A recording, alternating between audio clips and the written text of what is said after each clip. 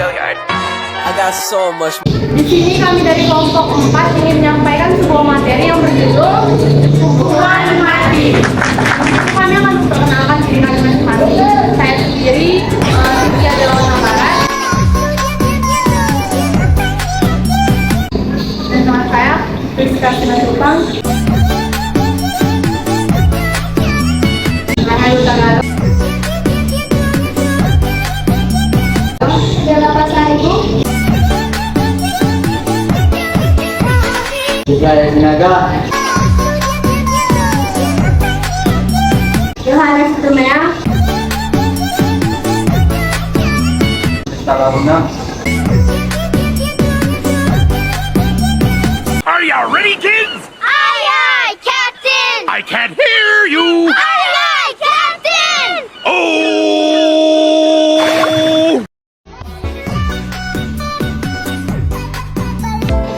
Yang pertama yaitu pengertian hukuman mati secara umum.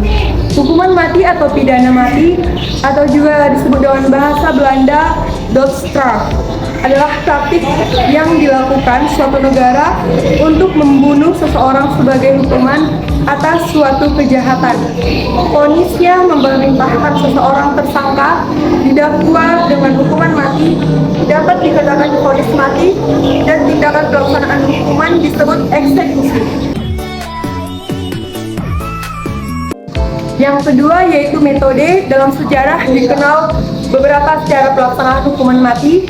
Yang pertama hukuman cambuk, yang kedua hukuman pancung, yang ketiga hukuman listrik, yang keempat hukuman gantung, yang kelima suntik mati, yang keenam hukuman tembak, yang ketujuh rajam, yang kedelapan kamar gas, dan yang kesembilan dengan gajah.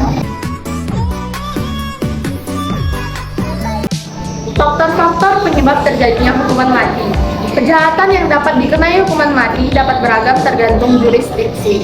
Namun biasanya melibatkan kejahatan yang serius terhadap seseorang maupun negara, seperti pembunuhan atau berencana atau tidak, pembunuhan massal, pemerkosaan, terorisme, kejahatan perang, kejahatan terhadap manusia, genosida, korupsi, melakukan perbuatan untuk menjatuhkan pemerintahan dan lain sebagainya.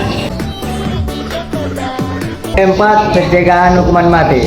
Menurut pengamat politik dan pemerintahan Dr. Jerry Nessy bahwa seberat apapun ancaman hukuman yang ada di Indonesia bahkan negara-negara lain di dunia, masalahnya sederhana saja.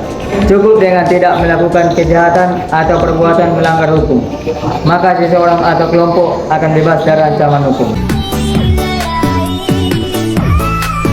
5. Contoh kasus hukuman mati. Seperti kasus Ferdy Sambo. Pada Senin 13 Februari 2023, mantan Kepala Divisi Propam Polri Ferdy Sambo divonis hukuman mati oleh Majelis Hakim Pengadilan Negeri Jakarta karena bersalah dalam perkara pembunuhan berencana Nofriansah Yosua Huta Barat alias Brigadir Yosua dalam sidang bacaan putusan. Majelis Hakim menyatakan perbuatan Ferdy Sambo dilakukan terhadap ajudan sendiri yang telah mengabdi selama 3 tahun. Selain itu, salah satu hal yang memberatkan lainnya adalah perbuatan Ferdy Sambo telah mencuri institusi Polri di mata Indonesia dan dunia. Kemudian Ferdy Sambo disebut berbelit-belit dan tidak mengakui perbuatannya.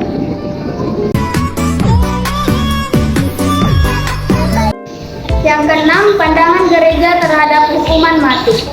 Gereja tidak mendukungnya adanya hukuman mati, namun tidak melarangnya juga. Gereja mempertahankan bahwa kuasa negara yang sah berhak menjatuhkan hukuman mati dalam kasus yang amat berat. Pandangan gereja tentang hukuman mati terus mengalami perkembangan. Beberapa kutipan yang paling baru diajarkan gereja. Yang pertama, Katekismus Gereja Katolik atau 11 Agustus 1992. Yang kedua, Katekismus Gereja Katolik pada tanggal 15 Juli 1992. Yang ketiga, pada tanggal 28 Juni 2010, Paus Fransiskus telah menyetujui dan meminta Kongregasi Ajaran Iman untuk mempublikasikan formula baru Katekismus Gereja Katolik nomor 2267 tentang hukuman mati.